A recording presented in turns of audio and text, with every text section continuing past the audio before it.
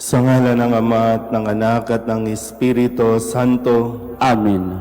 Ang pagpapala ng ating Panginoong Hesukristo, ang pag-ibig ng Diyos Ama, at ang makikipagkaisa ng Espiritu Santo naway sumainyong lahat. At sumayo rin. Mga kapatid, aminin natin ang ating mga kasalanan upang tayo'y maging marapat gumanap sa banal na pagdiriwang.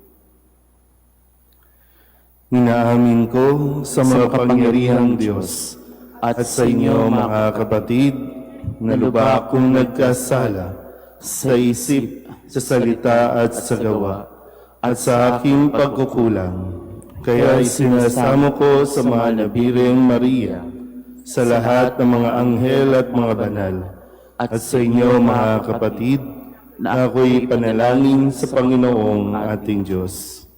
Kawan tayo na makapangyarihang Diyos, patawarin tayo sa ating mga kasalanan at patnubayan tayo sa buhay na walang hanggan. Amen. Panginoon, kaawaan mo kami. Panginoon, kaawaan mo kami. Kristo, kaawaan mo kami. Kristo, kaawaan mo kami. Panginoon, kaawaan mo kami. Panginoon, kaawaan mo kami. Manalangin tayo. Ama naming makapangyarihan, nililiwanagan ng iyong maasahang ilaw ang mga naliligaw na iyong pinababalik sa daan para ikaw ay matagpuan. Ang mga kabilang sa nananalig sa iyong anak ay pagkalooban mong makapagwaksi sa tanang salungad sa ngalang Kristiyanong sa iyo'y tinanggap upang ito ay talaga mapangatawan ng ganap sa pamamagitan ni Jesucristo kasama ng Espiritu Santo, magpasawalang hanggan. Amen.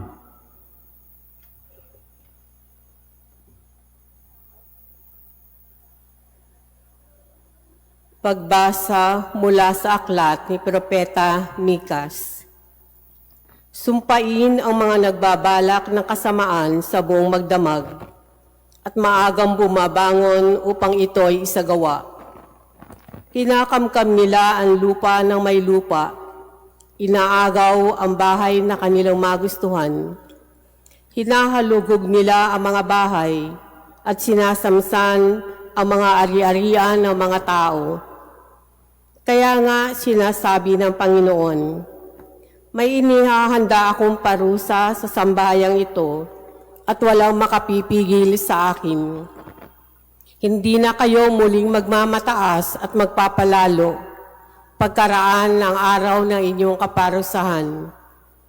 Sa araw na iyon ay uuyamin kayo ng inyong mga kaaway at aawitan ng punebre ng kasawian. Ganap na kaming nalipol. Inalis na ng Diyos ang lupaing bahagi ng aming sambahayan at ibinigay sa mga bumihag sa amin. Kaya't wala na kayong mamanahing lupa na sa araw na iyo'y hahatiin ng Panginoon para sa kanyang mga hinirang. Ang salita ng Diyos. Salamat sa Diyos. Poon, huwag pabayaan ang mga nahihirapan. Poon, huwag pabayaan ang mga nahihirapan. O Panginoong Diyos, bakit ako nilayuan? Sa panahon ng bagabag, bakit nagtatago ikaw? Inaapi ang mahirap ng palalot tampalasan. Naway ito ang mahuli sa patibong nilang umang. Poon, huwag pabayaan ang mga nahihirapan. Ang masamay naghahambog sa buktot ng nilalayon. Tinutuya ng masakim, sinusumpa ang Panginoon. Sa kaniyang paghahambog, ganito ang kanyang bulong. Hindi ako papansinin itong Diyos na huhukom. Ganito ang iniisip sa tuwina niyong buhong. Poon, huwag pabayaan ang mga nahihirapan. Sinungaling magsalita, lapastang at mapagbanta, at masakit kung mangusap, masama ang kanyang dila. Sa liblib ay nangungubli, nag-aabang at ang nasay, patayin ang walang salat, walang malay na nilikha. Poon, huwag pabayaan ang mga nahihirapan. Kita mo ang nalulungkot pati na ang nagdurusa. Ikaw ay laging nakahanda sa pagtulong sa kanila. Ang wala nang maaasahan ay sa iyo nagpupunta, pagkat di ka nagkakait ng tulong mo sa kanila. Poon, huwag pabayaan ang mga nahihirapan. Tatayo po ang lahat.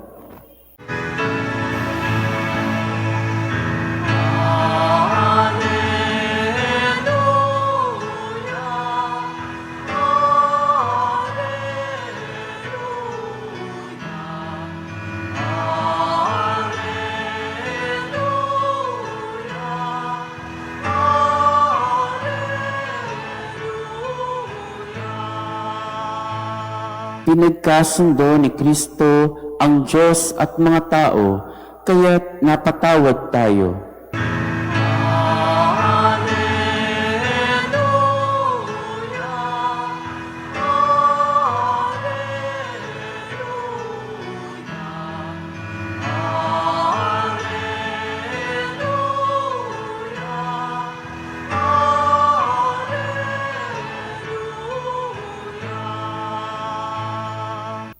Sumainyo ang Panginoon. At sumayo rin. Ang mabuting balita ng Panginoon ayon kay San Mateo. Papuri sa iyo, Panginoon. Noong panahong iyon, umalis ang mga Pariseyo at nag-usap-usap kung paano ipapapatay si Jesus. Alam ito ni Jesus kaya't umalis siya roon. Maraming sumunod sa kanya at pinagaling niya ang lahat ng may sakit. Ngunit mahigpit niyang ipinagbilin sa kanila na huwag ipamamalita ang tungkol sa kanya. Nangyari ito upang matupad ang sinabi ni Propeta Isaías. Naririto ang lingkod ko na ako rin ang humirang. Minamahal ko ng labis, lubos kong kinalulugdan. Ang banal kong espiritu sa kanya ay ibibigay. Sa lahat ng mga bansa, ibabadhay katarungan. Hindi siya makikipagtalo, may hinahon kung mangusap. Ang tinig niya sa lansangay, tinig lamang na paanas. Hindi niya puputulin yaong tambong nakahapay, ni hindi rin papatayin ang umaandap na ilawan. Hanggang ito'y katarungay, mapagtagumpay niyang ganap. At ang pag-asa ng tao sa kanya ay ilalagap. Ang mabuting balita ng Panginoon. Pinupuri ka namin, Panginoong Hesukristo. Isang magandang umaga po sa inyong lahat. Ngayon po ay Sabado ng 15 linggo sa karaniwang panahon. At muli, sa pagtatapos ng linggong ito, atin ding alalahanin at balikan ang mga aral na ibinigay sa atin ng ating Panginoong Hesukristo sa pamamagitan ng mga pahayag ng mabuting balita. Nung Lunes, sinabi sa atin at ipinaalala sa atin ni Kristo ang dahilan kung bakit siya naparito sa mundong ito. Maging tao, kasama natin, kapiling natin. Pero ang sabi niya sa kanyang mga alagad at sa mga nakikinig sa kanya ng panahong ito, huwag ninyong isiping na parito ako upang magdala ng kapayapaan sa lupa. Naparito ako upang magdala ng tabak, hindi kapayapaan. Kaya nawa ay pakaunawaan natin ng mabuti, no? Kasi kapag ito'y pinakinggan lang natin ng walang malalim na pagninilay, magbabago talaga yung pagkilala natin sa ating Panginoong Hesukristo Kasi siya nga yung prinsipe ng kapayapaan, pero dito ay sinasabi niyang magdadala ng tabak, hindi kapayapaan. Pero pinapaalala sa atin na ang kanyang mga salita ay katulad ng tabak na maghahati, magdi-divide. No? Kailangan nating pakinggan at kailangan din nating pagdesisyonan kung tayo ba ay mananatili sa ating pong mga maling paniniwala o tayo ay papanig sa katotohanang ipinapahayag ng ating Panginoong Jesucristo. Nung Martes, ang sabi naman ni Kristo, kasabay ng kanyang pagkadismaya ay ang panunumbat sa mga bayan na kanyang ginawan ng napakaraming kababalaghan. Yung Corazin, Bethsaida, Capernaum. Kaya sabi ni Kristo, kung sa Tiro at Sidon ginawa ang mga kababalaghang ginawa sa inyo, malaon na sanang nagdaramit ng sako at nauupo sa abo ang mga taga roon upang ipakilalang sila'y nagsisisi.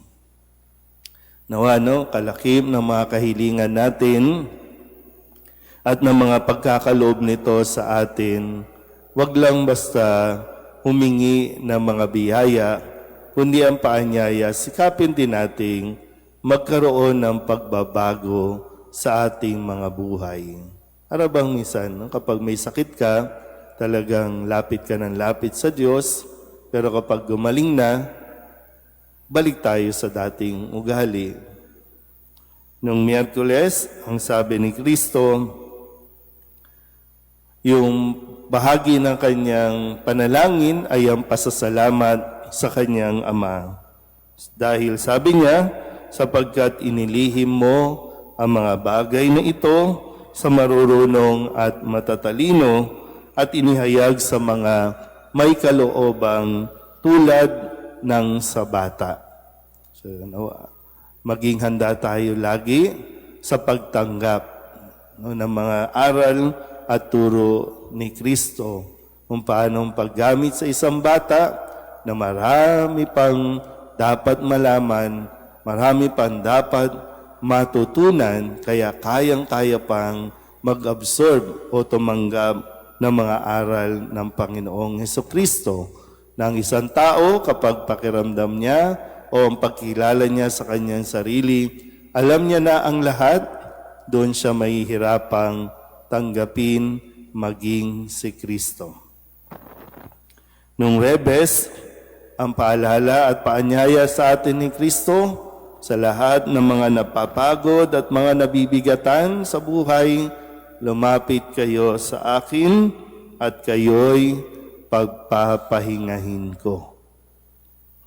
At kahapon, kasabay ng turo o kasunod ng turong ito tungkol sa pamamahinga, ang sabi niya, masigit yung ikinatutuwa ng Diyos, habag ang ibig ko, hindi hain.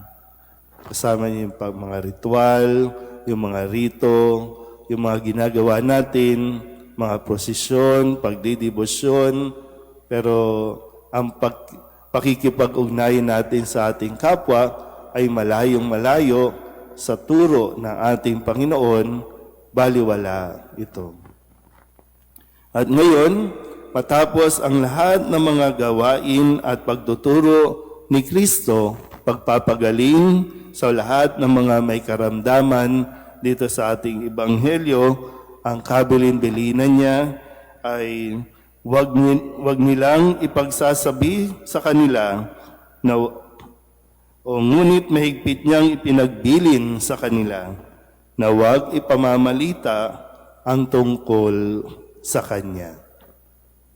So bakit hindi niya pinahihintulutan na ipagsabi ang kanyang mga gawain? Dahil maraming tao din naman talaga ang hindi pa handa na marinig ang tungkol sa Kanya. Maraming tao din ang maiiskandalo sa kanyang ginagawa dahil nga para sa kanila, no, bagong utos, bagong pamamaraan, kaya no, talagang mahirapan silang i-absorb ito. Pero maganda rin, no, napaalala din sa atin ito na hindi lahat ng mga ginagawa natin ay kailangan ipamalita. Hindi tayo kumikilos para lamang dumami ang followers natin. Hindi tayo tumutulong para lamang makilala ng mga tao at papurihan ng mga tao. Gumagawa tayo, kumikilos tayo dahil ito ang kalooban ng Diyos na gusto nating sundin. Amen.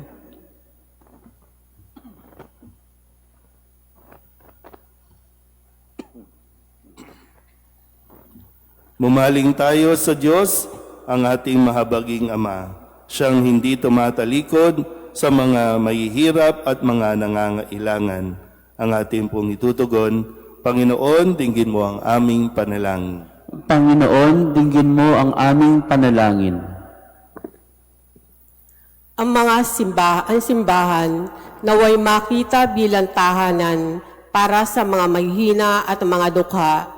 Manalangin tayo sa Panginoon. Panginoon, dinggin mo ang aming panalangin. Ang mga lingkod publiko naway tunay na maglingkod sa kanilang pinamumunuan ng may matuwid na hangarin. Manalangin tayo sa Panginoon. Panginoon, dinggin mo ang aming panalangin. Ang mga nagtalaga ng kanilang mga sarili sa kabanalan, naway ibigay ang buong buhay nila sa Diyos at sa simbahan sa pamamagitan ng kanilang pagiging saksi. Manalangin tayo sa Panginoon. Panginoon, dinggin mo ang aming panalangin.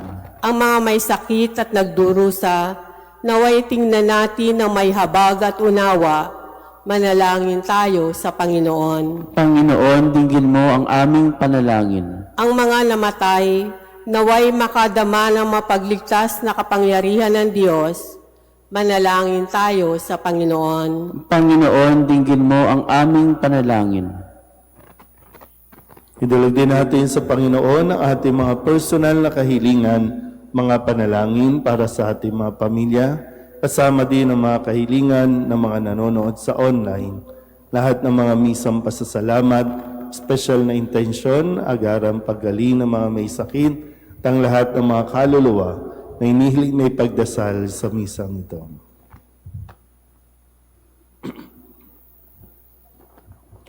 Ang lahat ng ito ay inihiling namin sa ngalan ni Kristong aming Panginoon. Amen. Handog namin sa iyo, Ama, ang tinapay at alak na ito. Handog ng bayang umaasa, sumasamba't nagmamahal sa iyo. Handog namin sa iyo, Ama, ang tinapay at alak na ito. Handog ng bayang umaasa, sumasamba't nagmamahal sa iyo. Manalangin kayo mga kapatid upang paghahain natin ay kalugdan ng Diyos amang makapangyarihan.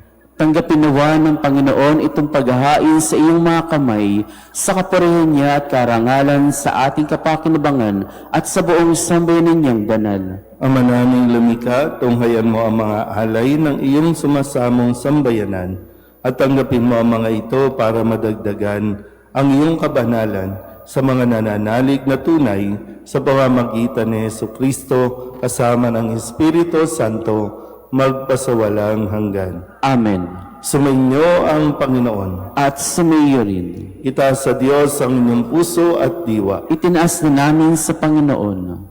Pasalamatan natin ang Panginoong ating Diyos. Marapat na siya ay pasalamatan. Ama naming makapangyarihan, tunay ngang marapat na ikaw ay aming pasalamatan. Ikinalugod mong likain ang sanlibutan na iyong pinagbabago at idinarangal sa pamamagitan ng iyong anak na kinalulugdan. Kaya't utang na loob ng iyong mga itinatangi at ng mga banal na kapiling mong lagi ang iyong paggiliw at pagkakandili. Kaya kaysa ng mga anghel na nagsisiawin ng papuri sa iyo nang walang humpay sa kalangitan, kami nagbubunyi sa iyong kadakilaan.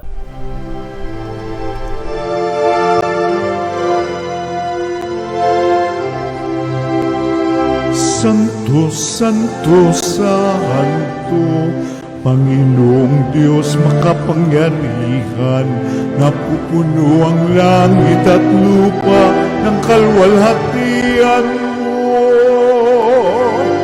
Hosana sa kaitaasan,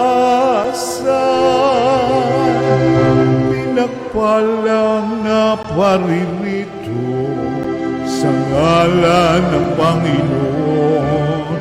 Hosana sa kaitaasan.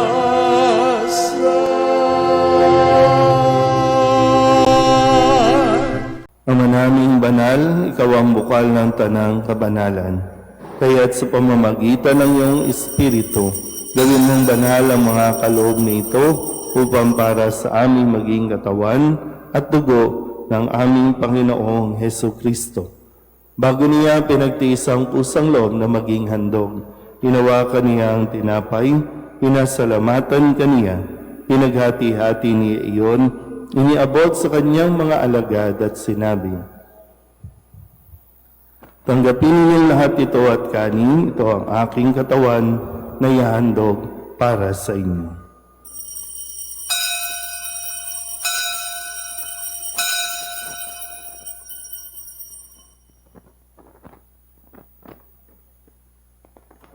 Gayun din naman nang matapos ang hapunan, hinawakan niya ang kalis, muli kaniyang pinasalamatan. Iniabot niya ang kalis sa kanyang mga alagad at sinabi, "Tanggapin ninyong lahat ito at inumin. Ito ang kalis ng aking dugo, ng bago at walang gantipan. Ang aking dugo na ibubuhos para sa inyo at para sa lahat sa ikapagpapatawad ng mga kasalanan.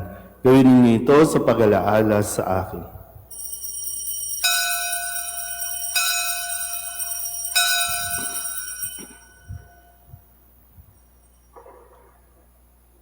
Ipagbunyi natin ang misteryo ng pananampalataya. Si Kristo'y namatay, si Kristo'y nabuhay, si Kristo'y babalik sa wakas ng panahon.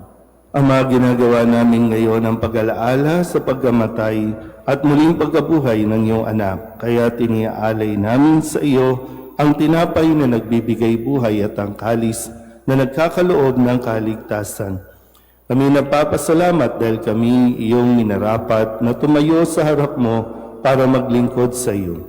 Isinasamo namin kami magsasalo-salo sa katawan at dugo ni Kristo ay mabuklod sa pagkakaisa sa pamamagitan ng Espiritu Santo. Ama, lingapin mo ang iyong simbahang laganap sa buong daigdig. Puspusin mo kami sa pag-ibig kaysa ni Leon na aming Papa at ni Jose na aming Obispo at ng Tanang Kaparian. Alalahanin mo sina Salvador at Estrella na tinawag mo mula sa daigdig na ito. Nung sila'y binyagan, sila'y nakaisa ni Kristo sa pagkamatay. Ngayon sila'y pumanaw, naway makaisa sila ni Kristo sa pagkabuhay. Alalahanin mo rin ang mga kapatid naming nahinlay nang may pag-asang sila'y muling mabubuhay, gayon din ang lahat ng mga pumanaw. Kawaan mo sila at patuloyin sa iyong kaliwanagan. Kawaan mo at pagindapating kaming lahat na makasalo sa iyong buhay na walang wakas. Kaysa ng mahal na Birheng Maria na Ina ng Diyos, ng kabiyak ng puso niyang si San Jose, kaysa ng mga apostol at ng lahat ng mga banal na namuhay dito sa daigdig ng kalugod-lugod sa iyo, May pagdiwang nawa namin ang papupuri sa ikararangal mo sa pamamagitan ng iyong anak na aming Panginoong Hesu Kristo. Sa pamamagitan ng Kristo, kasama niya at sa Kanya, ang lahat ng parangal at papuri ay sa iyo, Diyos amang makapangyarihan, kasama ng Espiritu Santo, magpasawalang hanggan. Amen. Amen. Amen.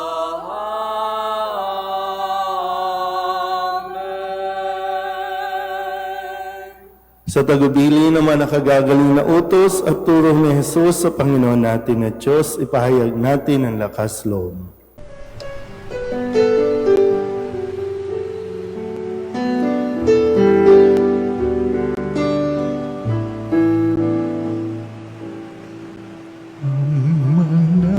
namin sumasalang ka, sambahin ang ngalan mo, mapasamin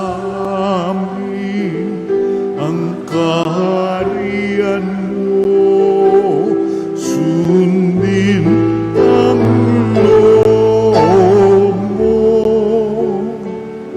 dito sa lupa para nang sa langit. Bigyan mo po kami ngayon ng aming kakanin sa araw-araw at patawarin mo kami sa aming mga sala para ng pagpapatawan namin sa nagkakasala sa amin, at huwag mo kaming ipagdulot sa tukso,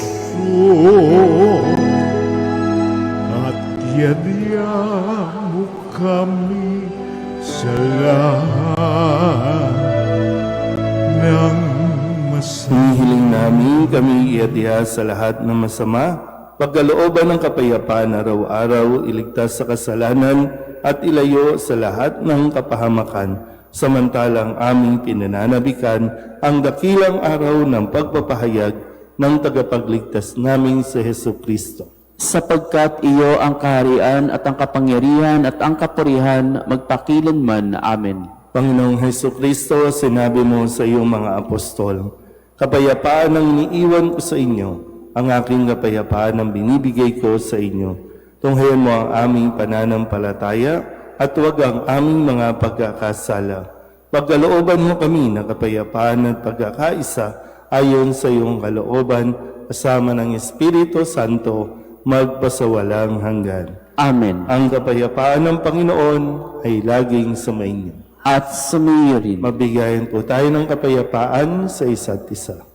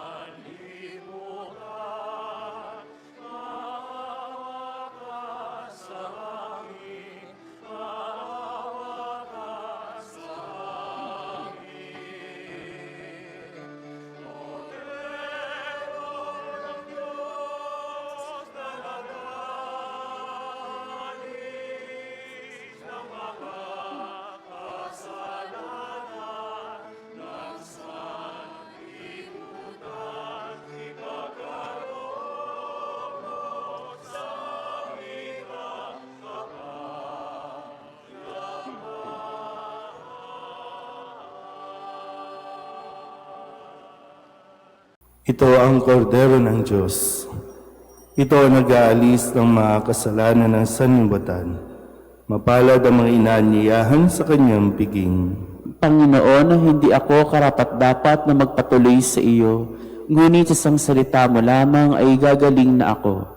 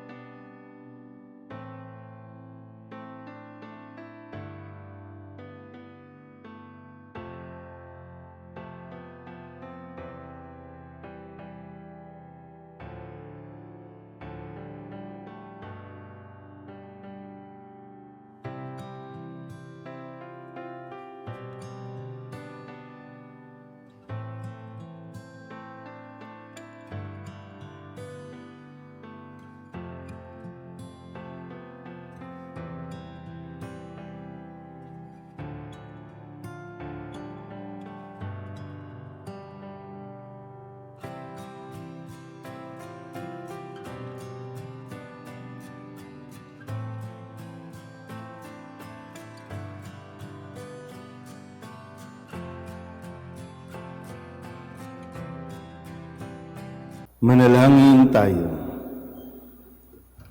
Ama naming mapagmahal, kaming mga pinapagsalo mo sa piging na banal, ay makatanggap nawa ng bungang karagdagan ng iyong pagliligtas na aming ipinagdiriwang sa pamamagitan ni Jesucristo kasama ng Espiritu Santo magpasawalang hanggan. Amen. Sumainyo ang Panginoon. At sumayo rin. At pagpalain kayo ng makapangyarihang Diyos, Ama at Anak, at Espiritu Santo. Amen. Tapos ang banal na misa, humayo tayo sa kapayapaan ni Kristo. Salamat sa Diyos. Magandang umaga po.